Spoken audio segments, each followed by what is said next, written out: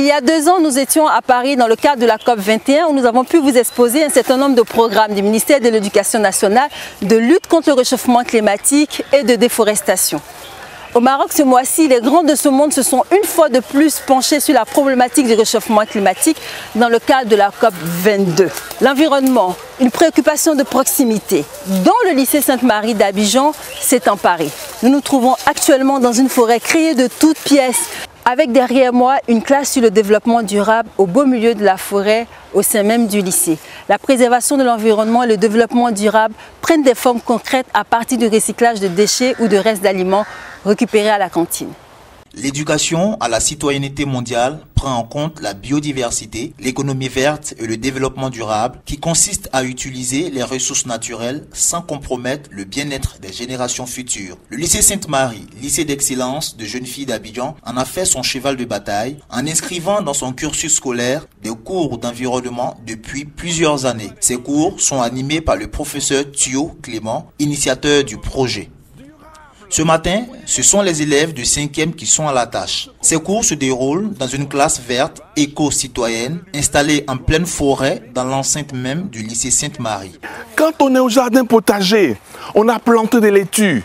On vend des laitues, d'accord? Et ces laitues qu'on va vendre, il y a des parties qui ne sont pas bonnes. Qu'est-ce qu'on fait de ça? Qu'est-ce qu'on fait des restes du jardin potager? Oui.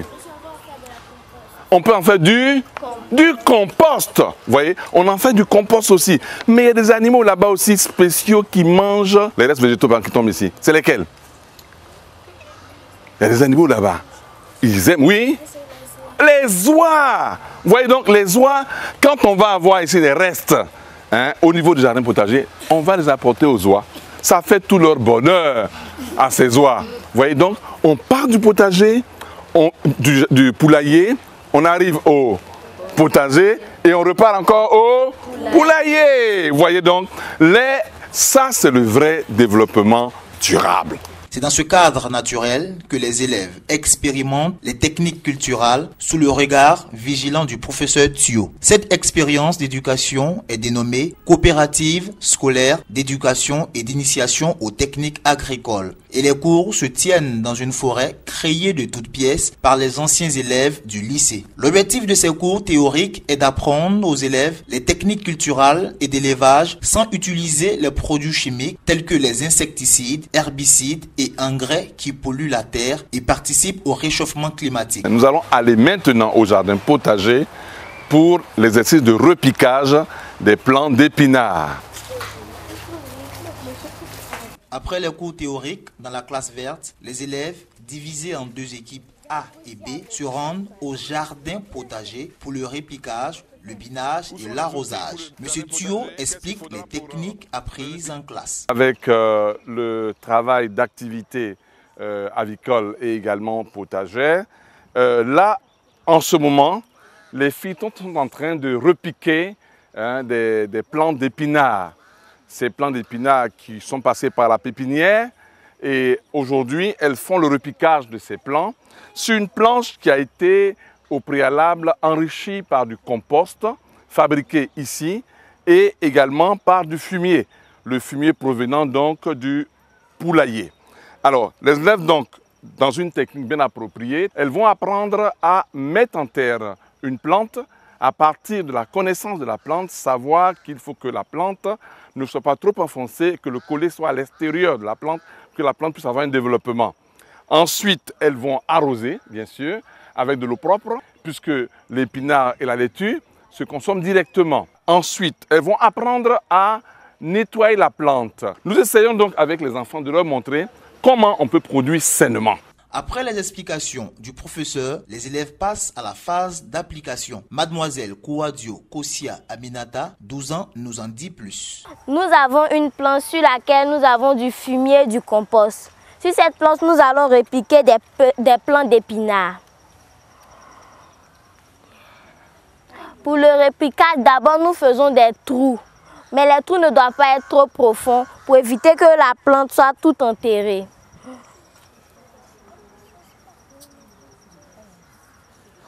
Nous avons fini de repiquer les plantes. Nous allons à présent arroser les plantes. Ces élèves, issus de la commune de Cocody, futurs adultes, se disent très satisfaites et heureuses de participer au cours d'environnement, contrairement à ce qu'on pourrait croire. Interrogée sur ce qu'elle tire de tout cet enseignement, mademoiselle Kofi Ivana, 11 ans, montre sa joie. Je suis fière d'apprendre toutes les techniques que notre professeur nous a apprises, car dans l'avenir, lorsque je voudrais faire aussi de l'agriculture, j'utiliserai les techniques comme le repiquage, toutes les techniques que notre professeur nous a apprises. Et toutes ces techniques-là aussi peuvent contribuer au développement durable. Le compost et le fumier, voilà, sont des engrais naturels que nous fabriquons ici pour aider nos plantes à bien se développer.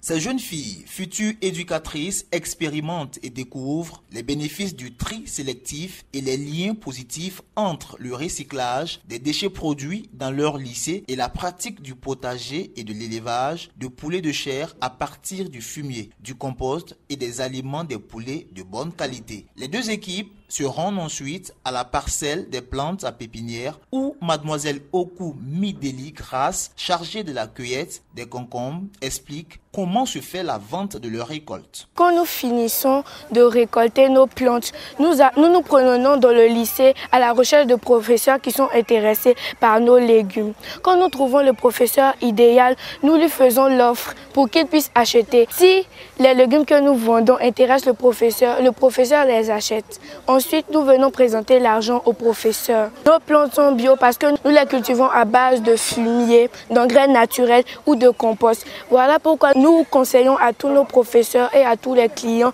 de venir acheter les légumes au lycée Sainte-Marie. La troisième activité des élèves se déroule à l'espace réservé à l'élevage. Toujours en lien avec le principe du développement durable, les élèves, par groupe de 3, vont effectuer des tâches précises. Nettoyer le poulailler, dont le fumier entrera dans la production du compost pour amender les planches.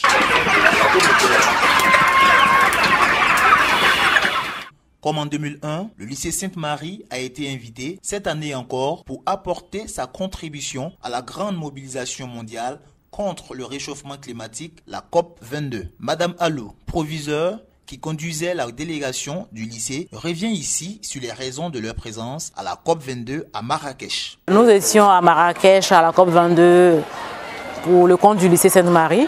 Parce que le lycée Sainte-Marie a participé à un concours qui concerne les réseaux d'écoles associées UNESCO. Et le projet qu'on a présenté, c'est par rapport à la forêt de biodiversité que nous avons au lycée Sainte-Marie. Cela a permis au lycée Sainte-Marie de créer un certain écosystème. Et cet écosystème-là nous permet d'analyser les plantes, de voir un peu leur évolution et d'avoir un espace rempli d'oxygène. C'est un espace aussi où les oiseaux migrateurs ont le temps de venir se poser. Nous avons ici au lycée Sainte-Marie au mois de janvier la présence d'oiseaux migrateurs venus de Norvège. Donc ça permet aux enfants d'étudier ces oiseaux-là, de voir un peu leur migration, leur déplacement. En outre, on a présenté aussi au niveau de l'UNESCO le projet de compost. Parce que vous êtes sans ignorer que nous sommes ici un établissement, nous avons environ 1500 filles, dont nous produisons énormément de déchets. Donc dans un premier temps, il a fallu qu'on apprenne aux enfants depuis la COP21 à faire ce qu'on appelle le tri sélectif des déchets. C'est-à-dire on met d'un côté tout ce qui est papier et de l'autre côté tout ce qui est plastique et puis les autres déchets. Et qu'est-ce qu'il faut faire de ces déchets-là? On a un recyclage à faire au niveau de ces déchets.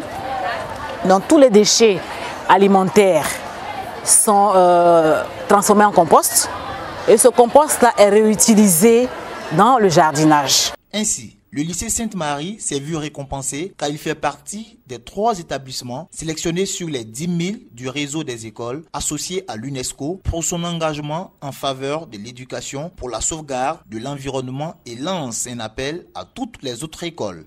Que le lycée Sainte-Marie ne soit pas la seule école de Côte d'Ivoire, notre objectif c'est d'impacter tous les autres établissements de Côte d'Ivoire. La Côte d'Ivoire compte environ une centaine d'écoles associées au réseau UNESCO. Et nous voulons aussi qu'à travers toutes les écoles de proximité qui se créent, qu'on ait un écosystème qui préserve la biodiversité, qui s'occupe du développement durable. Et le développement durable ne soit pas seulement une théorie, que ce soit dans le quotidien de chaque Ivoirien. Qu'on se dise que chacun peut faire sa part pour contribuer au développement durable, pour réduire les gaz à effet de serre de 28% comme le veut le ministère de l'Environnement et de Développement durable en Côte d'Ivoire. Au-delà des techniques culturelles, il faut surtout retenir qu'à travers des éco-gestes simples et applicables, en tout lieu et à tout moment, les élèves du lycée Sainte-Marie forment de futurs citoyens sensibles aux problématiques de la préservation de l'environnement, du développement durable et de la lutte contre le réchauffement climatique. Vivement que cette initiative impacte toute école de Côte d'Ivoire.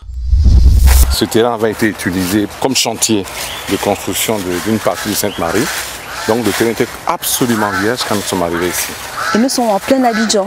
On est en plein Abidjan, à Cocody, au lycée Sainte-Marie. Et j'ai vu que vous aviez étiqueté également les arbres. Oui, chaque arbre a été étiqueté, reconnu. Et le professeur Akéassi, qui a fait un tour ici, nous y a aidés pour retrouver dans chaque arbre la valeur médicinale et également nutritive. Je suis impressionnée, je suis dans une forêt en plein Abidjan. Oui, nous y sommes, la forêt du lycée Sainte-Marie de Cocody. Comment vous est venue l'idée de recréer une forêt en pleine ville? Alors, nous arrivons ici à Sainte-Marie en 1985 et 2 ans plus tard, nous avons eu, je dirais, la grâce au cours d'un voyage de découvrir qu'il était possible au sein d'un lycée de créer un environnement qui puisse apporter un plus aux élèves, créer un cadre naturel. Et nous sommes arrivés et le projet a été accueilli par l'administration et nous avons commencé ainsi avec les élèves. Nous avons commencé à d'abord constater que le sol que nous avons était un sol très pauvre parce que ce sol avait été détruit par les machines qui avaient aidé à la construction du lycée. Donc on s'est dit, la première chose à faire, plantons des arbres. Et nous avons cherché une espèce d'arbres, des légumineuses, des plantes qui enrichissent le sol. Et avec les élèves, nous avons commencé à creuser et à planter ces arbres. Donc voici le résultat en une trentaine d'années. En une trentaine d'années, parce que je vois des grands arbres. Quand je suis arrivée tout à l'heure, je me disais, mais c'est pas possible, vous avez vu grandir ces arbres. Ben oui, tout à fait. On les a mis en terre. Et les élèves qui encore arrivent voient l'arbre qu'elles ont planté. Mais est-ce que vous avez l'impression justement qu'en dehors de ce cadre pédagogique, les élèves appliquent cet enseignement sur l'environnement durable que vous leur inculquez? Ce sont les parents d'élèves. Les parents d'élèves qui nous visitent en permanence et qui sont heureux de voir comment leur enfant a changé de comportement à la maison. Désormais, il n'y a pas que le jardinier qui s'occupe des plantes. Les filles interrogent, les filles désirent pendant les vacances aller elles aussi faire une expérience, aller elles aussi planter, aller elles aussi planter un arbre. Parce que c'est bien de planter, de faire le jardin potager, nous l'avons vu, mais un arbre, ça appelle à un développement durable parce que d'autres que moi vont en profiter. Alors là, je pense que c'est positif. Mais je suis très contente de vous avoir rencontré parce qu'en plus, vous poussez le bouchon de très loin puisque nous sommes là dans votre classe d'environnement. Oui. Là, nous sommes assis sur des troncs d'arbres. Vous avez transformé un espace, un bout de votre forêt en classe. En classe, et c'est ça, la classe ouverte, la classe verte, la classe ouverte. Parce qu'effectivement, on se demandait comment faire les cours. Oh, c'est vrai qu'on pouvait aller en classe, dans des salles de classe, mais on s'est dit, mais créons ici une classe ouverte. Et puis, c'est les arbres qui sont tombés suite à des tempêtes. On s'est dit, bon, ces arbres, on va les utiliser. Donc, on a fait ici ces arbres-là. Et désormais, ce sont des bancs. C'est une salle ouverte où les élèves ici trouvent une autre façon de pouvoir apprendre. Merci, M. Thio. Madame, je vous en prie. C'est un véritable plaisir de vous rencontrer. Et moi-même alors, on ne parle que de ce qu'on a partagé. Et merci à vous aussi. Merci à vous.